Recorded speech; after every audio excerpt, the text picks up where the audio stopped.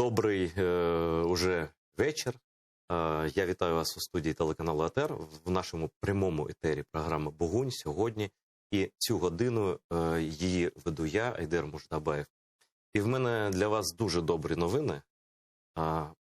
У мене дуже цікава людина в студії, яку я навіть не думав, що вона тут колись опиниться. Але це є доведеним вже фактом. Я перейду на мову країни-окупанта, яку ми добре знаємо, як і те, що ця країна-окупант і ворог дуже давно. І хочу вам представити первого министра обороны края, то есть министра обороны Литовской Республики, господина Аудриса Буткевичуса. Витаю. Салям алейкум.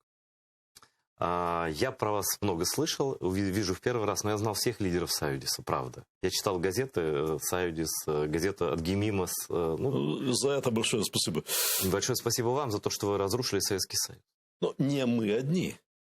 Я вам сразу скажу, что литовские татары были на первых рядах в этом деянии, как 500 лет тому назад, так и 1990-х. Так что мы все вместе, а в старое время это вы с Крыма, а мы со своей стороны тоже фронт держали, так что... Немножко не додержали, да. Честно говоря, и да. Вот отвязался медвежонок-то. Ну вот как-то не было интернета в то время. Да, но мы сейчас это будем исправлять современными информационными способами. Поговорим про все. Но для начала я хочу вас, господин Аудерс, поздравить с Днем восстановления независимости Литвы. Сейчас у нас Третья республика, а это речь идет о восстановлении Второй республики. Я правильно понимаю? Айдер, да. Это была Вторая республика. Первая, кстати, это была республика двух народов, Польши и Литвы. Она так на литовском и называется, республика двух народов. Серьезно? Да, и когда вот я увидел надпись у вас на груди, три буквы АТР, то вот этими же буквами на литовском обозначается Первая республика. Это аббревиатура? Да, та же самая аббревиатура. На литовском это звучит как «Обею тауту республика», то есть республика двух народов. Так что... Слушайте, но у нас все повторяется, только теперь с Украиной. С вами мы в любом случае братья самые старинные. Первый хан крымский, руководитель крымского государства независимого, родился в Тракае, в Литве. Но... Да. Там и намного больше нашей общей истории прошло. Сейчас все вспомним. Через этот край озер. Так что я наших зрителей и татар в Украине, и не только татар приглашаю прибыть в Литву и посетить как раз тот край, откуда пошли очень многие серьезные события. Тракай. Да. Присоединяюсь к этому предложению. А вам хочу сказать, что как раз сейчас вот у нас, у крымских татаро-украинцев, именно такой девиз, что два народа, одна страна.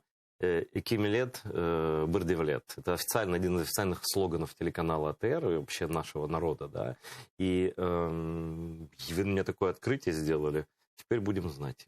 О том, мы когда спрашиваем, как расшифровать, мы говорим, так сложилось. А теперь понятно как. Айдер, вот если позволите здесь вклиниться, я много лет работаю над одним проектом, то есть чтобы это не было только два народа и одна страна, а на том, что веками формировавшаяся геополитическая структура, в которую в то время входила и Украина, и татары, и Крым, и Белоруссия, и Польша, и мы, чтобы она сейчас опять заиграла. И понимаете, когда Европу сейчас трясет холодная война, вот эта структура опять имеет смысл. Необходимо снова. И как вы видите, англичане, которые ищут из своей роли, и вообще, не то слово, да, и ищут, как реализовать безопасность, новую архитектуру безопасности в Европе, они обратились в Польшу, обратились в Украину, и мы сейчас имеем уже на подходе договор трехсторонний. Вы присоединитесь? Знаете, я ругаюсь с нашими властями и кричу: а где мы? Ну да, это логично. А где мы? Потому что это... У вас там не может не быть абсолютно. Ну, без сомнения, мы должны там были быть первыми, раньше, чем поляки. Мы поляков очень любим, но хотим быть чуточку. Но у вас конкуренция многовековая, вы соседи такие старые. Да. Понимаете, и как между соседями там все было, но очень старая песня у нас звучит, в которой говорится «поляки, братышки, в седло и за саблю». Да? Это те времена, когда наши общие воеводы, иногда ищу русского слова, да, Константин Острожский вел войска и татарские, и польские, и литовские. Так что мы имеем что друг другу напомнить в хорошем смысле. Знаете, у нас сегодня эфир совпадений. Я скажу, что я дружу с бригадой, с командованием, и с военными, и с командирами батальонов, и с героями Украины, из 30-й окремой мотопехотной бригады имени князя Константина Острожского. Да. Ну, по-литовски мы его называем Константинас Острогишкис. Мы прекрасно знаем, что он украинец, что он православный. Ему посвящена и за его деньги построена одна великолепная церковь в Вильнюсе. Она униатская церковь. Да, я не знал, надо сходить. Да, и это как раз символ вот той страны, которую мы вместе имели. И я надеюсь, в какой-то форме мы воссоздадим этот барьер, который исключительно нужен сейчас не только для нас, но и для всей Европы. Знаете, я только недавно, вот буквально позавчера в разговоре с кем-то понял, почему крымские ханы регулярно ходили брать Москву и даже 2 раза ее сжигали. Я думал, там же золота не было никогда, земля плохая, климат плохой, они там не задерживались. Болото. Народ так себе, я там прожил 43 года, докладываю відповідально. Я понял, охотно верю. Я понял, что это была химиотерапия такая историческая. То есть, когда крымские татары видели, что медведь начинает подниматься и задираться, они как бы его постригли ногти, посадили на место, и еще какое-то время он не поднимается. Когда начались проблемы у Крымского ханства, у Литвы, у Речи Посполитой, в целом, да, у Украины, какие-то проблемы начались, это разрослось. Мы же были этим барьером. Почему эта Европа ни черта не понимает в русских? Потому что они их не видели из-за того, что мы их охраняли. Вот и все. Многие века. Знаете, всегда плохо проделанная работа, она остается внукам и правнукам, и надо с этого как бы брать уроку. Хороший. Так что, знаете, я продолжая эту тему, хочу сказать, что мы прекрасно понимаем, что Россия никуда не денется. Но мы не хотим видеть Россию только под одним углом и всех как одного. Мы прекрасно помним те годы, 90-е, когда сотни тысяч разных народов России выходили нам в поддержку. Мы помним демонстрации по 250, по 300 тысяч человек. Даже в своем городе, даже в нашем небольшом городе, где я родился по случайности, там и то был митинг. В тот день, как раз, когда танки были у телецентра, события 13 января 1991 года. Я очень благодарен всем этим людям до сегодняшнего дня, которые пришли нас поддержать. И крымские татары, кстати, приезжали тогда.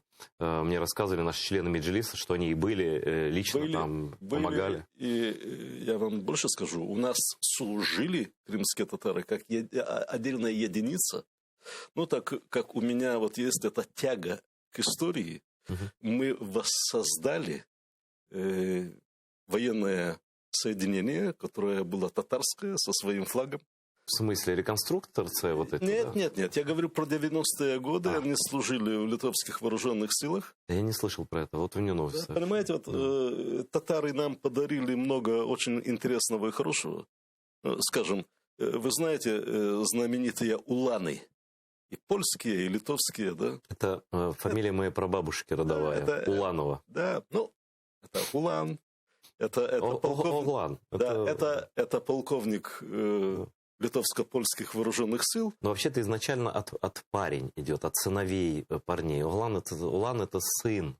Это по переводу. Да. А мы с благодарностью помним этого полковника, который дал начало очень эффективной легкой кавалерии, которая принесла много побед. Так что, если там смотреть на нашу культуру, то татары внесли огромнейший вклад. И, скажем, у меня есть близкий друг, он руководит литовской татарской организацией, его имя Адас Якубаускас. Ну, конечно, мы как знаем, вы понимаете, да? Так что он может этих общих мостов между народами нашими намного больше показать, чем я, да, но я думаю, что это сближение, оно должно быть развито и показано тем, которые еще всего не знают. Перейдем к новостям. Давайте. Слушали вчера Байдена? Ну, без сомнения. Ну и как вам? Знаете, я думаю, что он сыграл очень интересно, да, в этой ситуации. И мне известны там все теории, от теории заговора до скажем, там, похвал, которых он заслуживает. Но я видел, вот, как он прошел этот путь, когда изначально, бросая вызов разговору с, скажем, придворным журналистом, который спрашивает: вы считаете Путина убийцей? I do. Да? Вызов брошен. Он запускает машину. Путин начинает двигаться. Нервничать. Начинает бегать. Это заканчивается вот всей этой вакханалии возле украинских границ. Путин ничего не говорит о нападении, но Байден начинает говорить. Первым. И Запад начинает играть первым номером в этой гибридной войне. Да, и что они делают? Они говорят: да, мы верим, что ты нападешь. Да, мы видим, что у тебя тут собрана огромнейшая сила. Мы знаем, что ты нападешь. Ну, значит, тогда уже Путин попадает в странную ситуацию. Да? Или начинать отрицать. Или достал нож, бей. Да, хорошо. И вот все это было доведено, да, скажем, до вчерашнего дня, даже до сегодняшнего дня, до объяснений, что он нападет 16-го. Ну, конечно, в День независимости Литвы, да? Хорошо, так что они сыграли здорово. Даже все эти выводы с Киева, посольства, это политика и все остальное, высшего пилотажа, причем политика информационной эпохи. Вот сейчас, когда русские используют вбросы, нагнетание паники, лжеинформацию, фейки и так далее, американцы их переиграли на их поле, чем они занимались последние 10 лет. Вот про это и разговор, да? Что все-таки многие недооценили Байдена в этой игре, и он свое сделал. Оценили ли украинцы, я не знаю, но как-никак украинцы получили достаточно помощи, да, помощи и от британцев, и от Соединенных Штатов. Причем демонстративной помощи. Да, и это неплохо. Это неплохо. Но я не могу не подтвердить, не опровергнуть, насколько был серьезный нажим для президента Зеленского от Байдена по поводу минских договоренностей. Это отдельная тема. Но опять я рад, что украинцы не поддались, что они отстояли эту позицию. И понимаете, вот я никак не могу не вспомнить и не сравнить ситуации с 90-ми. Тогда вся Европа и Соединенные Штаты в том числе, они все болели горбоманией. Да, они Литве даже говорили: не отделяйтесь от Советского Союза. А что я вам рассказываю? Понимаете, и где бы я ни был тогда, всегда на меня наваливались с криками: да, вы испортите там Горбачеву все дело, вы опять на нас навалите там русских с ихними ракетами и атомными бомбами. знаете, это был такой нажим. Я знаю, мне Витаутас Ландсбергис про это рассказывал. Да, да, ну вот, понимаете, следующее, что было, да, это была идея финляндизации, то, что сейчас опять вылезло. Не вступайте в блоки, ведите себя тихо перед русским медведем. Абсолютно, да. Абсолютно, да.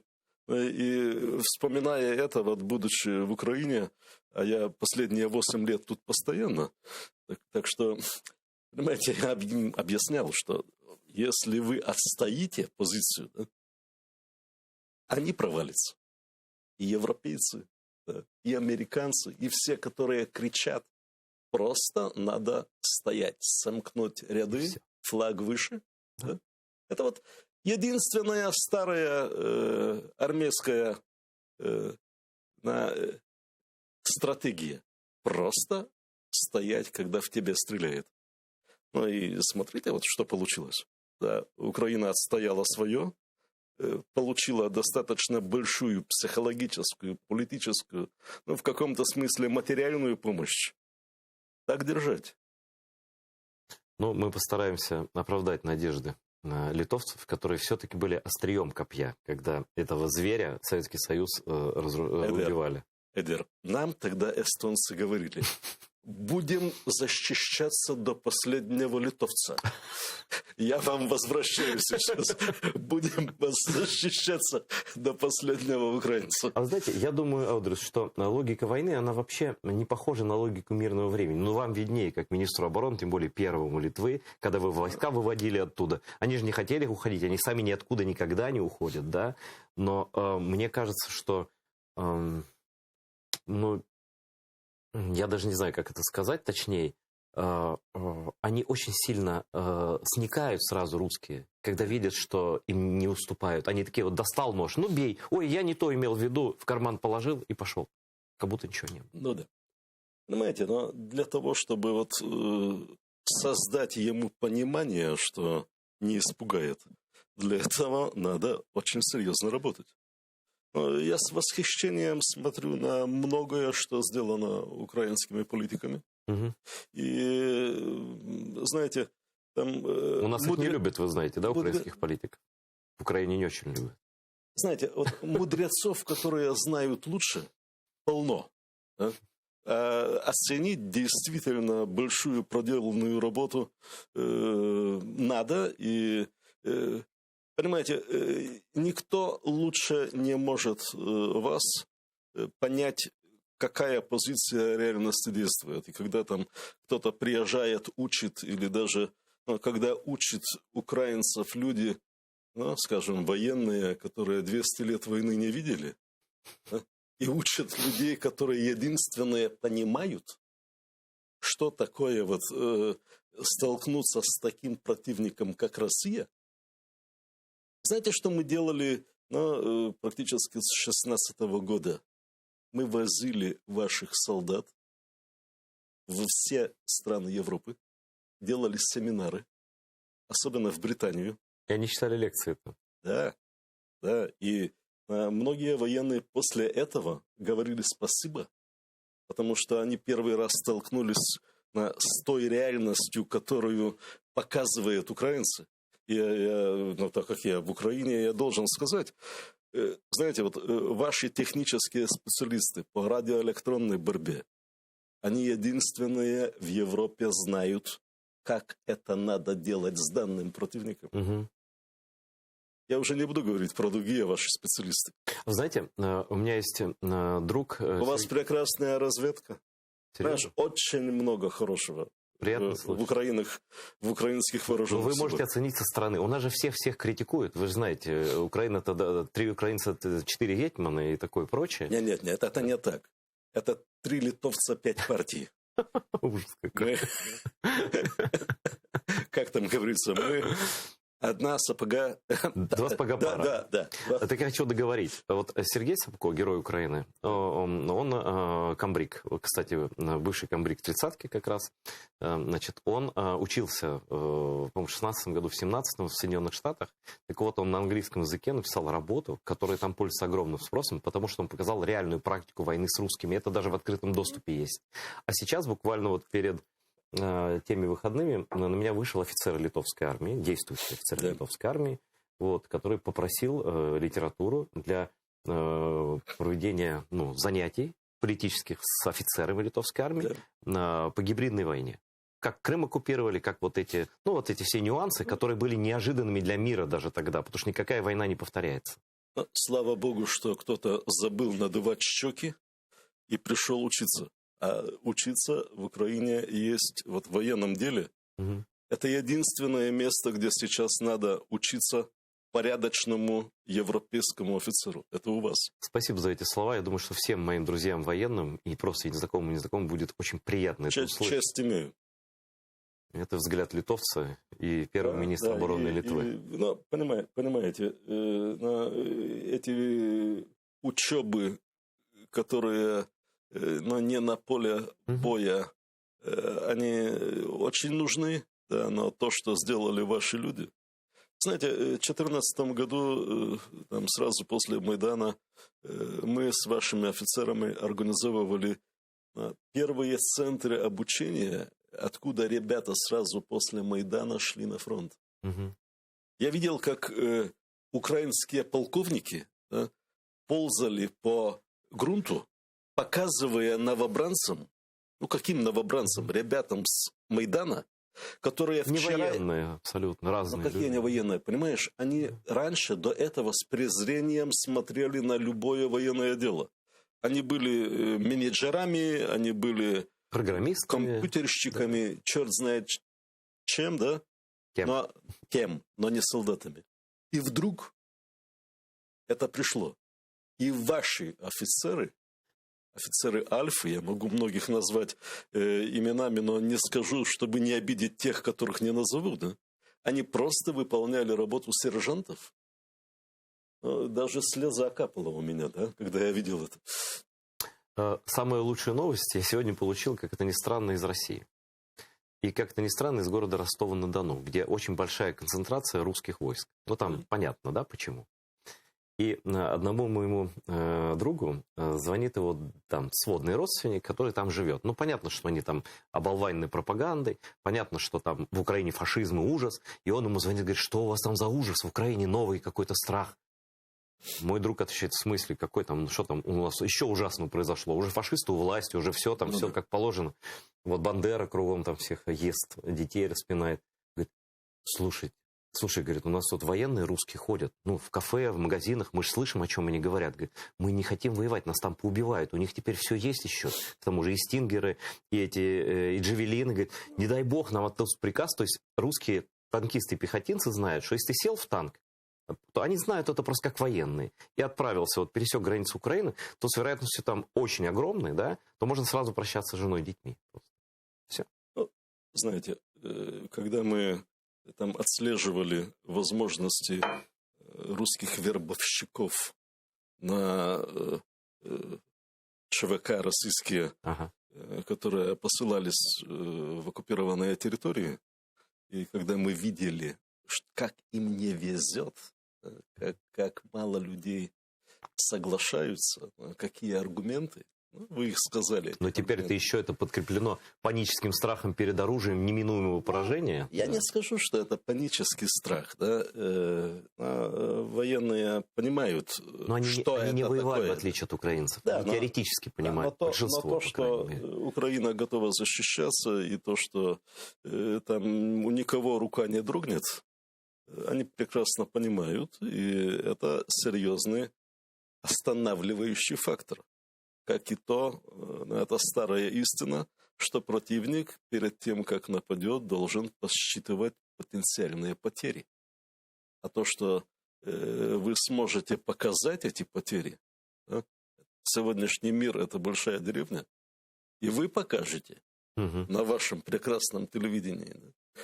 Это тоже пугает. Серьезно пугает. Еще, Андрей, знаете, в этой гибридной войне очень интересно. То есть их же войска информационные, эти все Скобеевы, Соловьевы, они настолько крутили последний месяц репортажи про Украину. Кстати, в основном это не русские, да? Да я не знаю, кто они.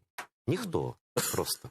Кацапы я их называю. Как раз для этих пропагандистов это, наверное... Да, так вот, они настолько часто про Украину говорили, что в Украине такое оружие, такое, что люди простые уже даже боятся, не только военные. Вот опрос проводил один человек, такой антивоенный активист и проукраинский в Нижнем Новгороде. Так что-то там не видно таких, знаешь, пойду завоюю Украину. Они говорят, не-не-не, нам не надо. Спасибо большое, но не надо. Я вам могу только повторить, что даже среди военных, даже среди отставных офицеров, давайте там уже не будем говорить про Ивашова. Уж какой ястреб был. Ну, я его лично знаю, потому что в старое время у меня были переговоры с ними, он был одним из переговорщиков. Но вот если меня считать литовским националистом, то он имперский националист ни чуточку не меньше, да? Да. Да, и тут пару месяцев тому назад можно посмотреть, что он говорил. Ну, и его позиция очень меня удивила, и даже я засомневался, не игра ли это. А может, это не его позиция? Может, просто он подходящий человек, которому дали озвучить вот это мнение, что нам лучше не воевать с Украиной, иначе нам каюк?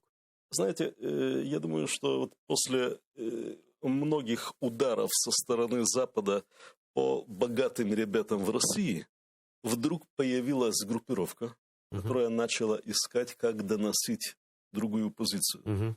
Что это некоторый останавливающий фактор. Да? И так как все эти бывшие вояки сидят на голодном пайке, наверное, просто их рекрутировали. Да?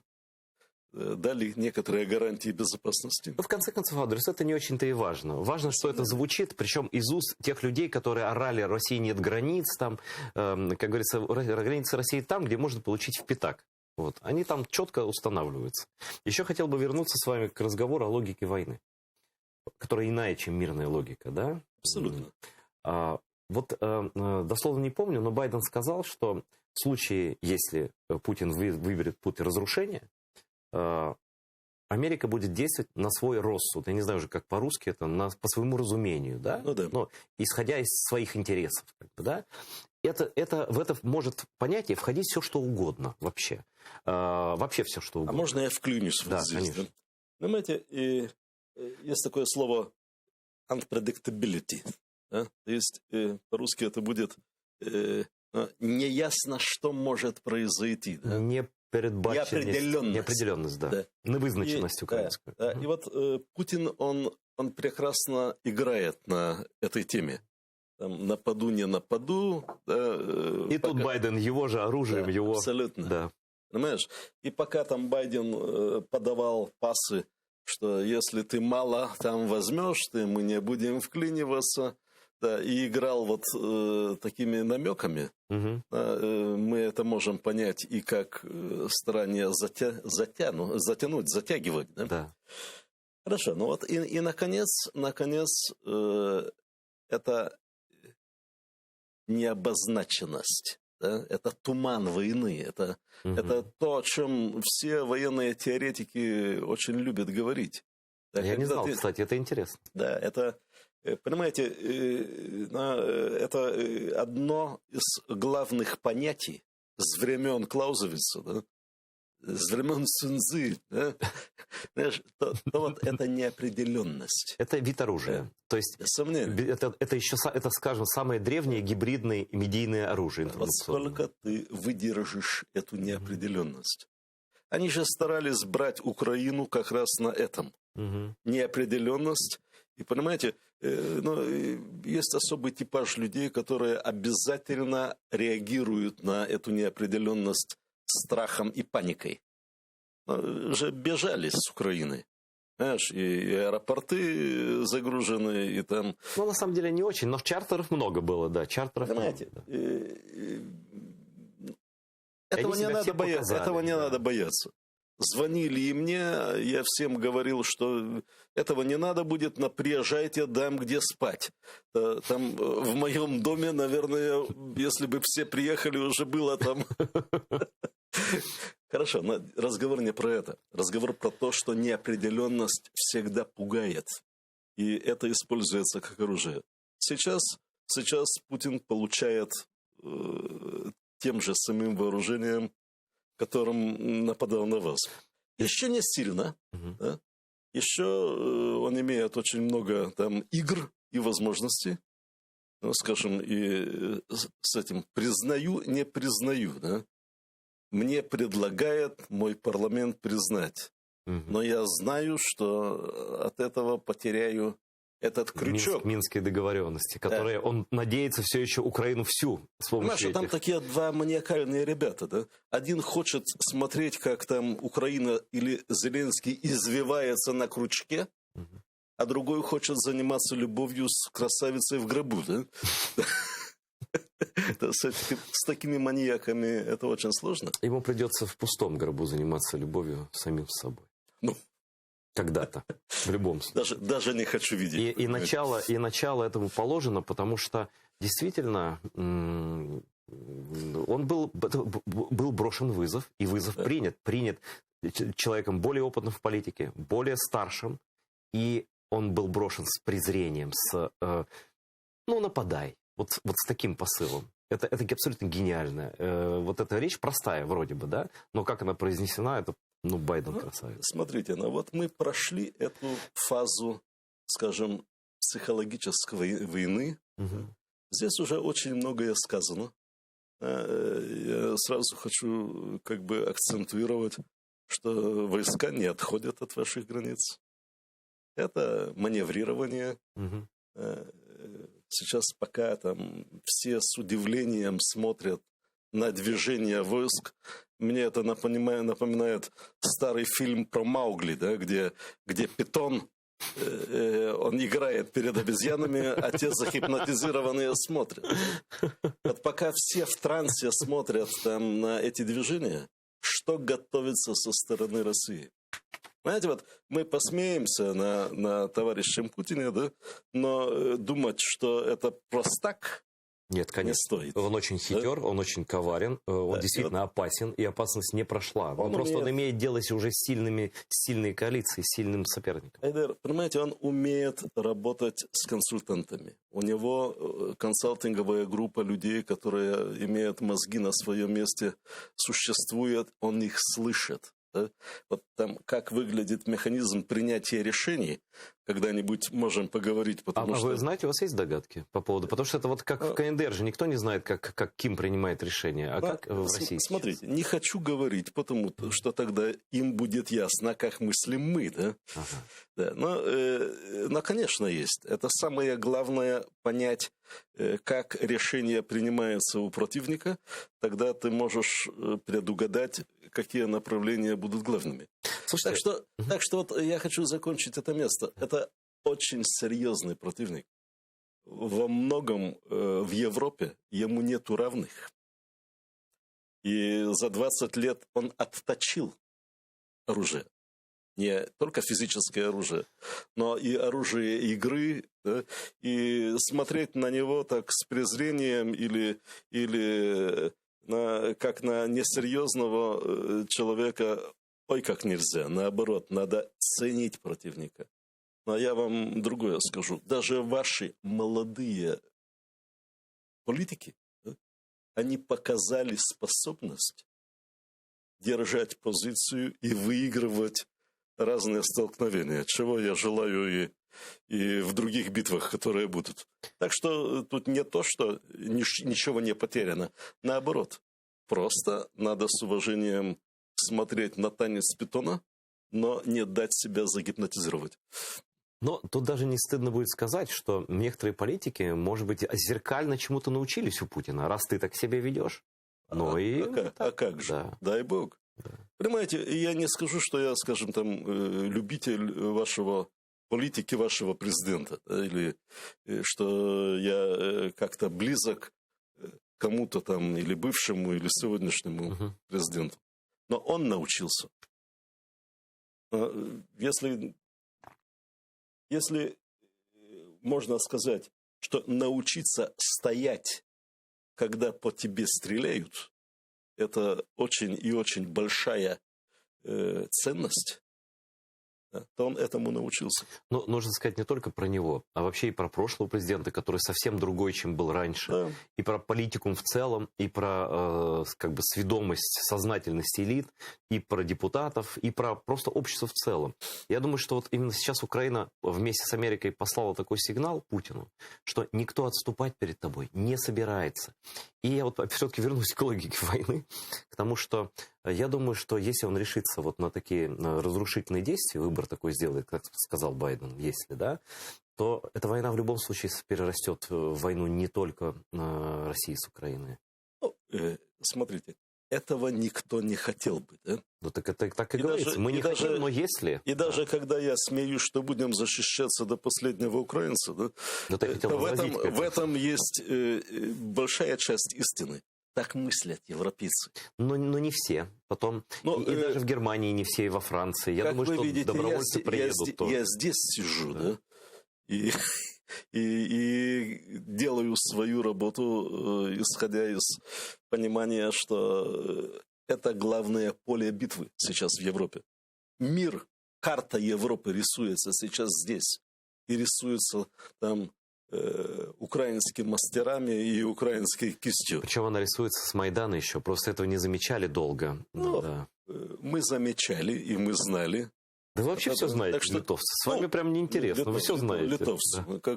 Как я объясняю, мы великий народ, но у нас очень мало людей. Да? А, кстати, интересный вопрос. Тоже я историку задавал, который сидел на вашем месте неделю назад. Я говорю, ну вот было Великое княжество, Литовское, Королевство Польское, Объединенное государство, да? Было Крымское ханство великих размеров, да? И вдруг нас стало мало, ну в итоге. Литовцев мало. Поляков относительно мало тоже. Да. Как эта опухоль так разрослась? Вот у вас есть версия, вы как историк, все равно.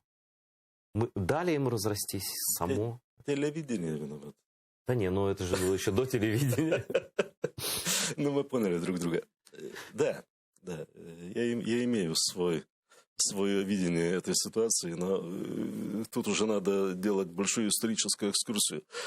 Если вы позволите, да? Да, конечно. Вот вернемся к этой логике войны. Угу. Я хочу рассказать и вам, и зрителю некоторый свой опыт по Литве и Украине. Когда нас атаковали 90-х русские, но мы могли защитить русские. Неправильно сказал. Советы. А русские народы и другие нас защищали. Народы России. Понимаете, мы определились, что мы будем защищать. Это были символы, которые понятны всему миру. Да? То есть там, свобода слова, это телевизионная башня. Там, честно. Да. Честность, правда, справедливость. Да. Парламент – это демократия, это право людей избирать себе власть. Ну и похоже. Знаете, мы знали, что, скорее всего, нас будет выкуривать оттуда нелетальным оружием, потом включится летальное. Ну и я дал команду своим ребятам вынимать двери и забивать окна, чтобы просто нас не забросали. Там очень быстро надо было действовать, времени не было. Я смотрю, как старый зам по хозделам смотрит, как мои солдаты прибивают там из красного дерева эти двери, да, и плачет. Он не может понять. Да? Мои солдатики могут понять, потому что по ним будут стрелять, по ним гранаты будут лететь, да? А этот человек не может. И таких было очень много. Даже в Литве? Даже в Литве. И тогда вот в то время я понял, что существует две логики. Это логика гражданского и логика войны. И когда там в 13-14 вот я приехал к вам, когда русские только нападали и брали Крым, но я консультировал ряд людей, в том числе и военных. И тогда вот этого самого главного не было. Никто не понимал, что это красивая, сытая жизнь, достаточно сытая, да? Она может закончиться, и никто не понимал, вот как можно в переносном смысле двери вынимать, прибивать к окнам, да, и это красное дерево портить. И за все эти 8 лет я смотрел, меняется ли эта установка или нет. Ну и как? Поменялась. Я этим очень и очень рад. В тех точках, где я мерил термометром, да, как вот это отношение выглядит сейчас, я вам скажу. Люди приняли эти оборонные устои, да? Правильное слово, да? Ну, установки, может. Установки, да? Как нужное. Как само собой разумеющееся. Да. И когда я приехал сейчас, да, я увидел, что эта страна готова защищаться, потому что никто из-за дверей плакать не будет. Угу.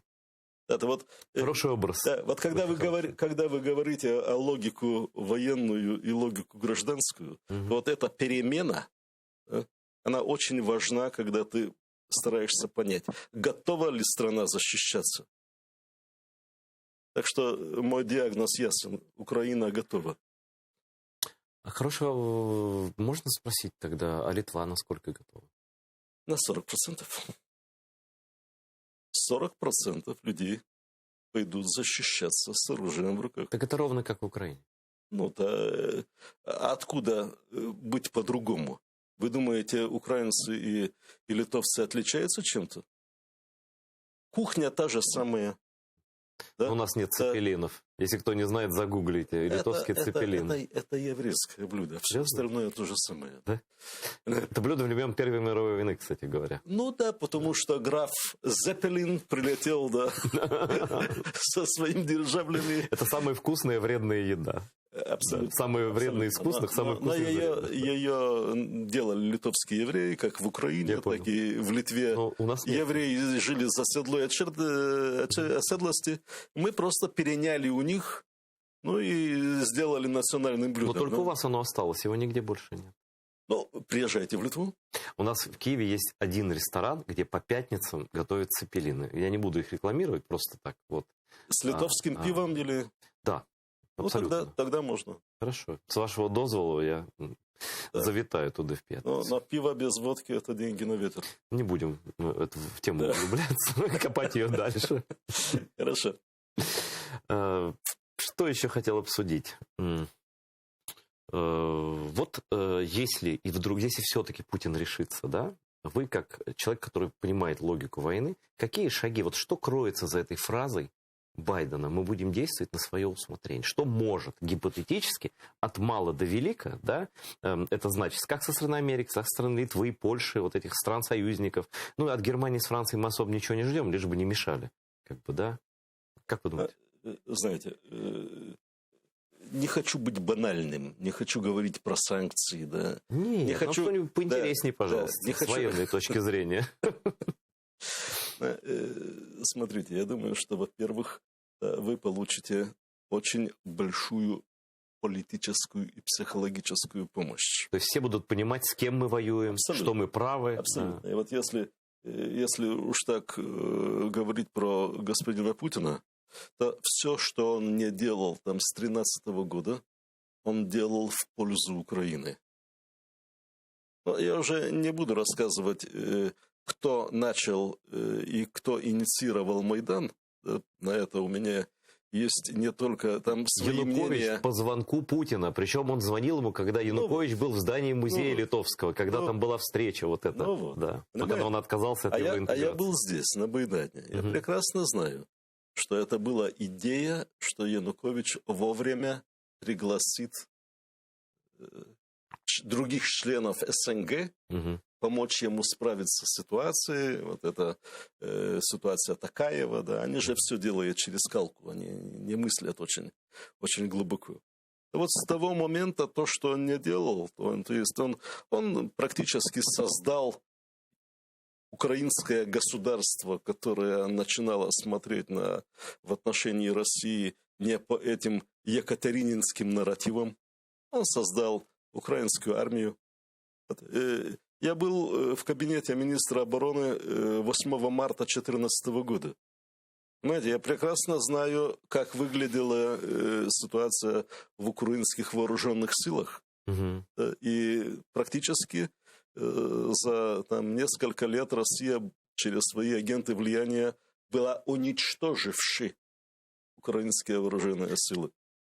Было распродано, людей не было. Но целенаправленно это делалось. Он воссоздал украинскую армию. Но, конечно, в переносном смысле. Можно, да, понятно. Можно сравнить? Он воссоздал НАТО. Из пепла практически, после Трамповского, да. После всех этих разговоров про смерть мозга и все остальное, да, он просто воссоздал НАТО, он помог объединить это. Знаешь, и это была одной из целей Байдена и других товарищей. Путин добился всего, чего не хотел. Ну, так что не мешайте товарищу Путину работать.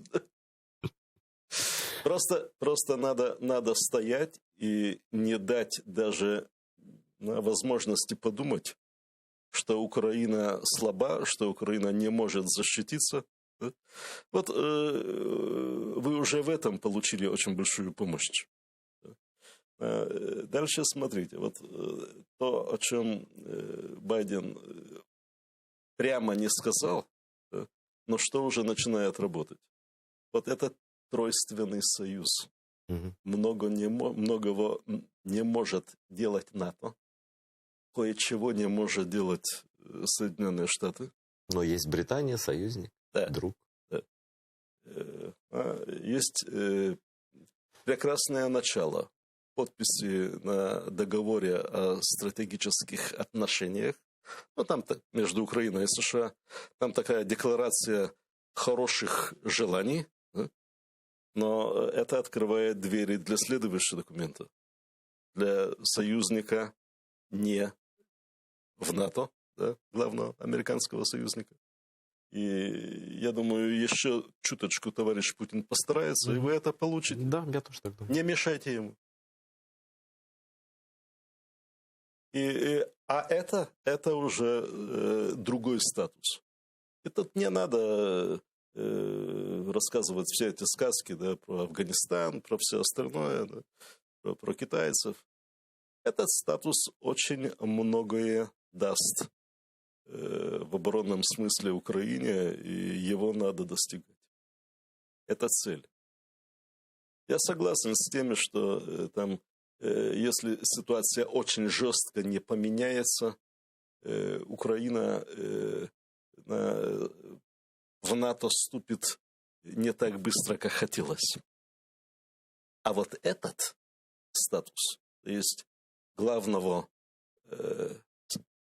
партнера, союзника не в НАТО, получить можно намного быстрее.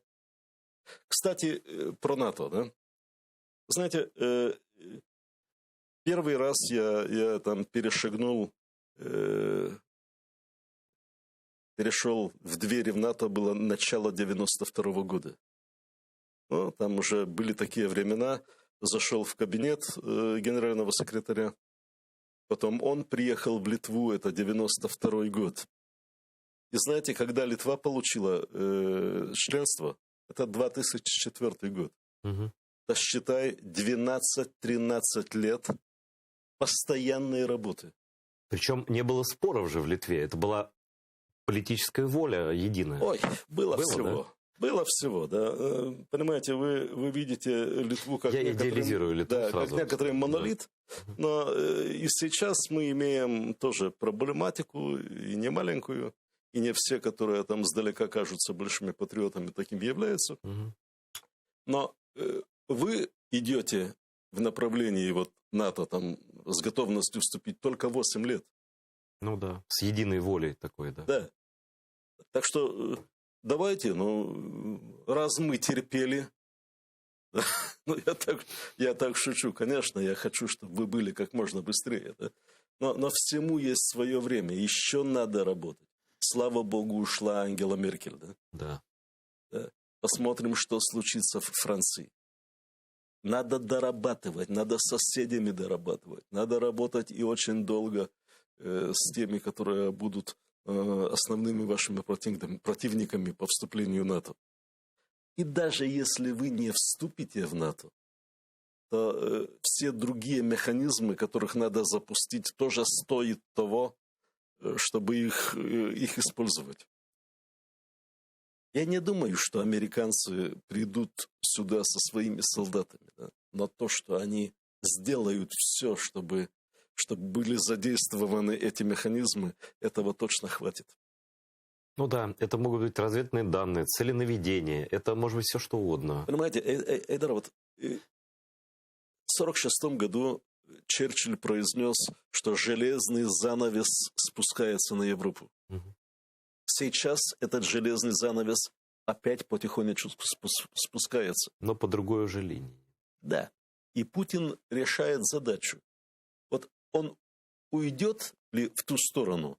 Если уйдет, то с какими частями Европы он уйдет? Да? Наша задача, чтобы там не было не только что Украины, чтобы Белоруссии там не было. Вот про Беларусь это сложная ситуация. Но хорошо, но если мы мужчины, да, если мы чего-то стоим. Понимаете, вот есть вещи, которых нельзя отдавать. И почему я говорю про это пространство между Балтийским и Черным морем, которого создавали наши предки, ясно понимая геополитическое значение этого. Осознавая угрозу. Не как Германия с Францией сейчас, да, а реально. И стоя плечо к плечу.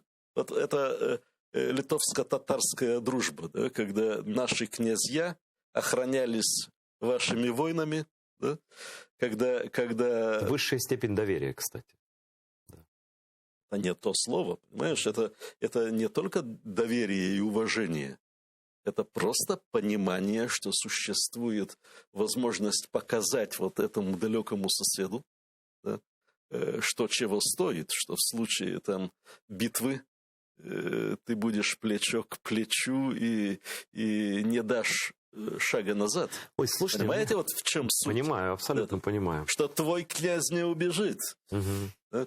И ваши ребята в Литве и Караимы хранят до сих пор там охранные грамоты, выданные нашими князьями, о том, что вы имеете право на жизнь в Литве на уровне литовских дворян. Так что давайте вернем старые дела. Make Крым, Украина и Литвания great again. Вот так. Я что хочу, может быть, это последний вопрос, кстати. Вот то, что наши военные крымские служили в Литве, это какой-то, ну, можно сравнить, что это иностранный легион, иностранцы в твоей армии, на твоей стороне. Я даже это предложение озвучил, но пока нигде не слышал, чтобы... Хотя закон разрешает, есть специальный закон, но структуры нет такой. Может быть, Украине стоит на случай полномасштабной войны учредить иностранный легион и заранее людей зарегистрировать, которые хотят помочь Украине, которые из Литвы, я уверен, приедут люди, из Канады, из Америки, да из кучи стран мы даже предположить не можем, как это может выглядеть в случае такой большой войны, когда весь мир, когда честные люди всего мира почувствуют, какая несправедливость творится. В воду смотрите. Мы над этим работаем. Оба. Понимаете, это должно быть сделано, но не только как военная структура. В некотором смысле очень важно иметь даже не строевые подразделения в любой стране Европы. Но у вас же есть союз стрелков. Да. Не государственная организация. Но все имеют в виду, как бы. Мы работаем над этим, чтобы похожая структура, которая может взять ту часть общества, которая не захвачена территориальной обороной. Но в моем видении это должно быть частью территориальной обороны Украины. Да? Вот это чисто добровольческая структура, которая там будет организована не как отдельный батальон, но что вы имеете, да?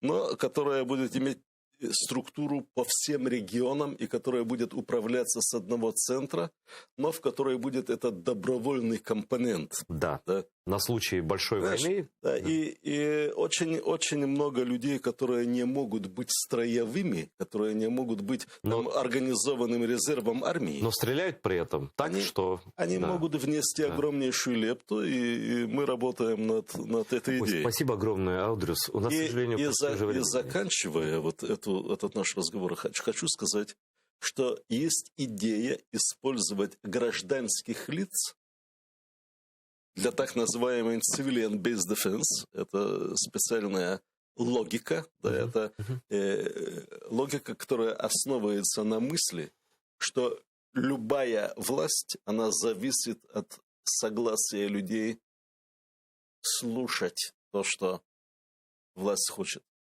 Отними у потенциального оккупанта возможность взаимодействовать с людьми, и он коллапсирует. Отлично. Я вам очень благодарен, Аудрюс, за то, что пришли, за то, что вы делаете. Надеюсь, что будет у нас и что-то подобное на иностранный легион. И если Украину в любом случае не оставит одну, это мы уже точно знаем. И в первую очередь, конечно, вы, там мы литовцы. оба там будем. Дякую. Ну, я не знаю, это один из самых интересных моих прямых эфиров в последнее время. Если не сначала видели, рекомендую пересмотреть в записи. Первый министр обороны Литвы был у меня в студии. Не переключайтесь, смотрите АТР дальше.